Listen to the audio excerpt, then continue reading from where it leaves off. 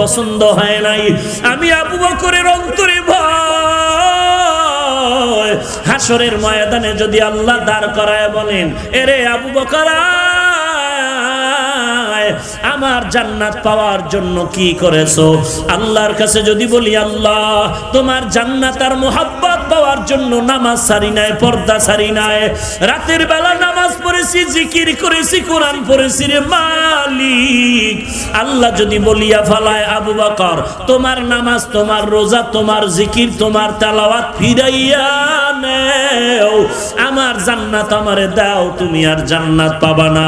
আমি যদি বলি, আল্লাহ আপনার জান্নাতের মহব্বতে, আপনার মহব্বতে নামাজ পড়লাম, রোজা রাখলাম, জিকির করলাম, কেন ফিরাইয়া দেন?